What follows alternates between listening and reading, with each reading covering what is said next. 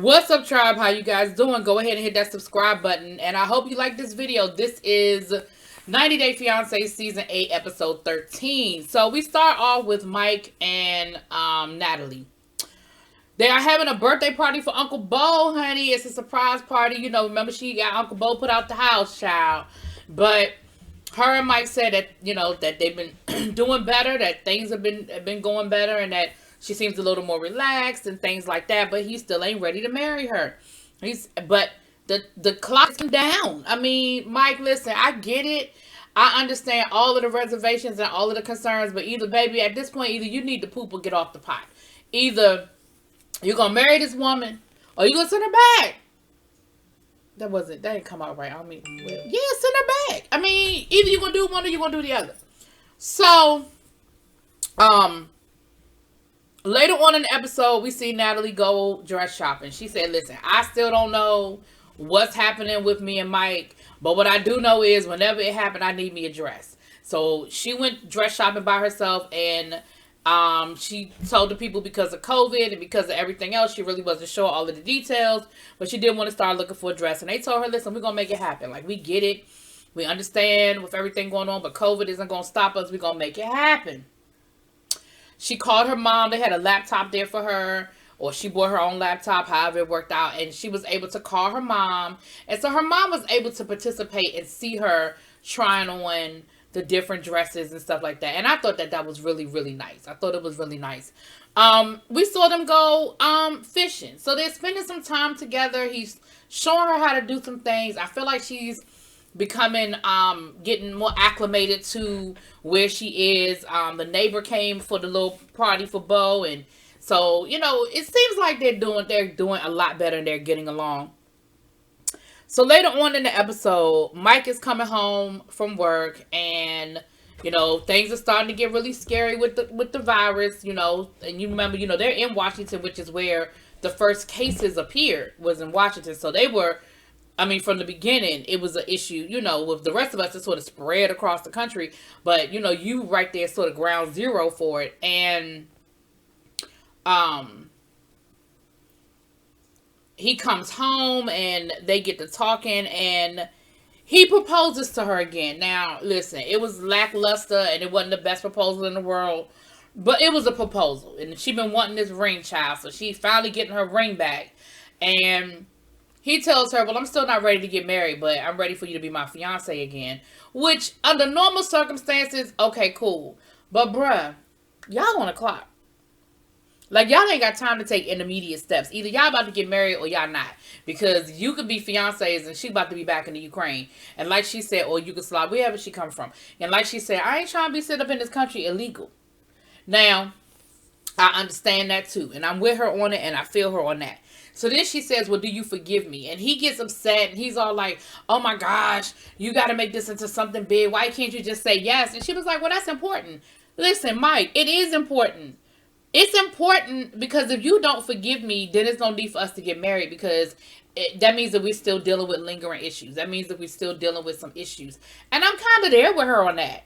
And then he tells her, no, I don't forgive you. But my thing is, what in hell? Why are we getting engaged? If you don't forgive me, why are we doing this?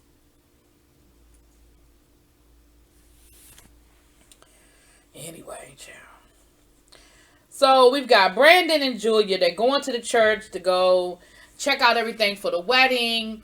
Of course, she wants to get married in a church, and so she's happy. And, you know, it's an older church, but it's nice, you know. And they're meeting with the warden, and they're meeting with, you know, I guess the groundskeeper or one of the other people there. And they're talking about the availability of the church, and they do a tour and all that good stuff. Brandon could care less. Let's be clear. Brandon don't care. And so the woman is asking all sorts of questions. Well, how many people? What day? What time? And Brandon don't know nothing. Like, even down to how many people. The mama knew how many people. Brandon ain't know. And she said, well, how does your mama know how many people are coming to our wedding? And I don't know and you don't know. How your mama know? And then the whole thing about the day of the wedding comes up again. They, you know, this whole, the same weekend as Mother's Day. Listen, I get it. I understand that there's a concern about having a wedding on the same day as Mother's Day. I get all of that. But y'all have brought that to her attention. It has not changed her mind. So then Brandon was like, well, you know, she wants to get married on the 9th because 9 is her favorite number. She was like, that is not why I want to get married on the 9th. It is something significant to their dating history. Their first date, their first something. I don't know. Might be first time they had sex, child. I don't know. But either way, she's upset because Brandon doesn't know, because they made, you know, it wasn't like it was her date. It was their date. And it was a date that was significant, or at least she thought was significant to them. So she ends up getting upset about the situation, and she's like, listen, you know, I'm upset that you don't know any of this, and you don't seem to care about any of this. And he was like, well, I mean, I don't. Like, he said it in a nice way, but basically he was like, listen, I didn't invent this, okay? As far as I'm concerned, we can go down to the courthouse and sign some papers and be married. I didn't invent this whole wedding. Let's have a party. Let's have a DJ with music. Like, I don't care about all of that. I'm doing it because of you. And she was like, well, then I don't want to do it either. He was like, no, yes, you do. Because if you didn't want to do it, you wouldn't be so upset right now. Like, this is what you want. I'm doing this for you. Like, this is my sacrifice because I love you. And she was like, well, why are you doing it? He said, because I love you. Well, why are you marrying me? Because I want to make you happy. Now, you probably should have said, because I love you. Because I understand what she was looking for. She's a woman. She's emotional. And so she was kind of looking at him crazy, like, you doing this to make me happy? You're not doing this because we want to be happy? You're not doing this because we want to be friends? Like, we want to get married? You want to get married? Like, this should be a we thing. Anyway, child, that's them.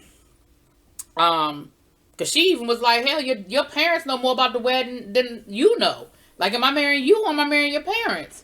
Ma'am, you ain't figured out yet you marrying the mama and the daddy. You ain't figured out yet that that's who you marrying. You ain't marrying them. You marrying, I mean, you're not marrying him. You marrying them. Okay, you marrying the whole family. Jovi and Yara, child. Jovi and Yara. So they're going, Yara's going wedding dress shopping with Jovi's mom. And she's like, listen, this is my last chance to try to convince her to let me go to Vegas with them. You know, I really want to go, and, you know, but even if I don't get to go, I appreciate the fact that she's, you know, letting me be a part of this process, at least helping her pick out her dress. Now, she doesn't want to get a wedding dress per se, because they're not, you know, they're just going to Vegas and they're not having like a wedding, but she wants a really nice, you know, gown, like a white, like if she was going to an after hours event. And the first dress she came out was beautiful. But it was a little leggy and it was a little back out and everything. And the mama was like, it's beautiful. It's giving a lot. It's giving a lot. Then the second dress was a, you know, was nice. Both dresses were nice, you know. And then the mom, you know, gets really emotional. She's crying and everything. And she's like, why are you crying? She said, because, you know, somebody's finally going to marry my son and I'm not going to be there to witness it. Like, I really, you know, I understand why and all of that, but I'm just really, you know, I really would love to, you know, be there. And she finally says, you know what, if you want to come, you can come. She said, you know, they done wore me down. If you want to come, you can come. And of course, the mom was really happy. She was like, thank you so much. I really appreciate you inviting me and allowing me to come. Later on in the episode, we find out that she's allowed some of his other friends to come too. So it's going to be more people, like his best man and, you know, his best friend and a few other people are coming. So, Yara ends up there and they're having a good time. They're actually getting along. They ain't been fighting. They went to a couple of events down to the, you know, to the French Quarter, and they're having a really, really good time. Unfortunately though, Yara does fall and, they take her to the hospital. Everything is okay. You know, she got checked out and everything is okay. But it's the same night as his bachelor party. And so it's one of those situations where it's like, well, I want to go. I want to go to my bachelor party, but I already know there's about to be an argument. But she tells him that he can go, but, you know, he need to be home like in 2 hours. It gives him like a 2 or 3 hour window. He was like, first she started off with an hour and a half. Then she went up to 2 hours. Then she went to 2.5 hours. And then I think she finally was like at the very latest. Well, y'all know Jovi. Jovi went out for some drinks. And then she asked him not to drink. That girl. His bachelor party, not drink, child. So he ended up they went out for drinks and then they went to the script club. And come to find out, this used to be Jovi's spot. This used to be where he used to hang out, honey. And he ended up going up to the boom boom room. His boy got him a lap dance up to the boom boom room. And of course, he ain't gonna get home by curfew. Now, on one hand, Yara, you weren't feeling well. You had a really bad spill because they're leaving the next day and he ain't even packed yet. So she has a good reason for wanting him to come home at a decent time because he's still got to get up. He's got to pack. They got to get to the airport. She's not feeling well. She even though she's okay, she's probably a little sore and everything. I get it. But it's also the same night as his bachelor party, so I understand where he's coming from. But I feel like she was being really nice and saying, go ahead and go, but I really need you to get home at a decent time. I don't know, child. I'm sure that's going to be a whole situation, okay? That's going to be a whole problem and a whole situation. Tariq and, Lord, I want to call the woman Minty, but Minty, it ain't Minty. It's, is it Rose? She's still mad at him because of the whole conversation to Minty. And he's like, what's the big deal? He was like, listen, I thought this would be a good resolution. She's the only person that's been in a relationship with us. So I thought this would be a good, medium. No, Tariq, that's not it. You wanted to call that woman. You wanted to call her. And you was really hoping that Pearl, that's her name. Is it Pearl? Hazel. Where did I get Pearl and Rose from? Hazel.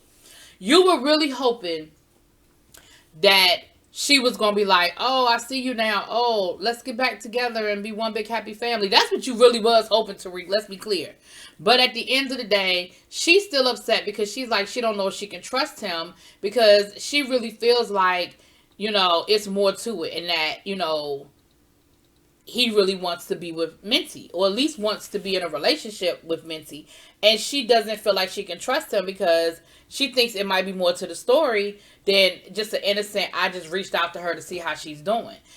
And she ain't getting over it. Like, she is holding on for dear life. And Tariq is like, listen, we need to get over this. Like, at the end of the day, we got a wedding to plan. She been mad for a couple of weeks. And this has just gone on. It's gotten really ridiculous. And he, fast forward a couple of weeks later, she's still mad. She's still giving him the silent treatment. And he's like, listen, this is ridiculous. Like, you still mad about that phone call because the daughter's around, so he's talking in code or whatever. And you really need to get it together. Like, we got family coming in town. We got a whole wedding that's happening in 2 weeks. And you need to let me know what it's going to be because this is ridiculous. And I'm not going to keep having you walking around the house not speaking to me and giving me the silent treatment. Like, that's not cool. Child, she was still like, Because she was like, listen, I don't know if I can trust him. And if I can't trust him, then we can't get married. That's just that simple. That's just what it is. Which I understand. If you can't trust him, then you can't get married. I get it. Amira and Andrew. So, Andrew done convinced Amira ass to go to Serbia. Now, her daddy done told her, if you go over there, I ain't talking to you no more. Her friends done told her that's not a good idea. And so at this point, she's like, listen, what do I choose? Do I choose my family or do I choose love? Because I really don't want to disappoint Andrew. I love him. I know that our visa is going to run out and I need to get to America. So he convinces her to go to Serbia, child. She to go to Serbia. She actually makes it to the hotel this time. Okay. She actually makes it to the hotel this time. But she's not happy. She was crying in the car on the way to the airport. She feels like he's sort of pressuring her into doing this, but she loves him and she doesn't want to disappoint him. But at the end of the day, she's like, now I don't have my family and I'm sort of like in limbo. I'm stuck here at this at this hotel for the next 14 days. She said, I don't even know if it's safe here for a woman by herself. I'm at a strange country, don't know anybody, never been here, quarantining for 14 days by myself. Then I have to take a plane to America and hope that I don't get turned around at the damn airport again. Here's the part I don't understand. You go to Serbia to quarantine for 14 days and then fly to America. Do you get to come straight into the country then? Because if that's the case, why you ain't just fly straight to... I don't... Listen. I wasn't paying attention during quarantine about international flights coming in and out the country, but this just don't seem to make no damn sense to me. But maybe it's something I don't know. I don't know. Either way, she's, feeling like Andrew is sort of pressuring her. Andrew... I just can't get over the fact that she was going to steakhouses and getting massages while that girl... Anyway. Rebecca and Zaid. So, listen. Zaid is not changing his mind. Okay? He is not changing his mind about this whole Ramadan situation and not living in the same house. He said, listen, I understand that we've been living in this house all this time, but during Ramadan, that is the most holy time of the year. I just can't do it. And we just need to figure something out. Either we're going to get married or I'm going to have to move out. And Rebecca is like, so I don't understand. So it was okay for us to live together during this time. And it was okay for us to live together during that time. But it's not okay for us to live together now. He was like, yeah. She said, well, Zaid, I just don't understand. Why didn't you tell me this before? I don't understand why this is just coming up before. He was like, I don't know what you want me to tell you, Rebecca. Like, my answer ain't going to change. My stance on this ain't going to change. I feel the way I feel. We can sit here and argue back and forth. But at the end of the day, either we're going to get married or I'm going to have to go somewhere for the next 2 weeks because we're not living together during Ramadan if we're not married. And Zaid, and I know part of it is the translation, part of it, but part of it is just the bottom line is he was like, I'm not doing this. Like, either you want to marry me or you don't.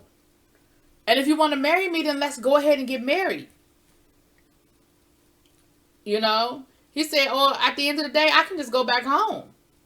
I can go back to Tunisia and come back after Ramadan. And she ain't trying to have that. She was like, I waited 2 years for your ass to get here the first time. And if you go back home, it might void out your visa. We might have to start all over again. Like, I'm not doing that. He was like, okay, well, I don't know what to tell you. He said, and then he said, I'm really not happy right now. I'm not happy and I don't know what to do. I love you, but this situation is not making me happy. And that's just kind of where that was. Stephanie and Harris. Listen, y'all know how I feel about Stephanie ass in this whole situation. Harris is there, and now she's talking about how Harris could be the one and how she thinks she loved Harris, and maybe she was supposed to be him all along, and maybe he was supposed to be the one all along. Child, come to find out, Harris got churn and a whole baby mama that he been with for 12 years. They ain't never got married, but baby, they've been together for 12 years, and they basically are on again, off again. He said, listen, she gets mad at me, she puts me out the house, or she gets mad at me and she leaves, and then we make up. And she was, Stephanie was like, well, I mean, where does that leave me? He was like, I'm here because I want to be here. That don't answer the question. That does not answer the question. Girl, at the end of the day, you were tricked, Stephanie. You are a trick. He's trying to get to America by any means possible. And as soon as he can get to America and get himself established, he going to bring his baby mama and his children with him. And then all y'all going to be living up in your house. You know why? Because y'all married. And your dumb ass don't see the forest for the trees because you really think this man care about you. You really think this man give a damn about you. And he don't. He just trying to get to America. By hook or by crook. And he think you got some money. And he think you rich. Girl, bye. Girl, bye. That's all you are. A trick. A trick. I don't have a whole lot more for her. Tariq, I think I missed one part. So Tariq went to go look for tuxedos. And his boy was telling him, listen, bruh. Like, she got every right to be mad at you right now. Because if it were me, if my fiance was talking to her ex 2 weeks before our wedding, yeah, we would, Houston, we have a problem. And so you can't expect her to not have a problem or not feel no kind of way. And he was like, you think so? He was like, you need to delete her number and move on. Really? Really? You think I need to delete her number?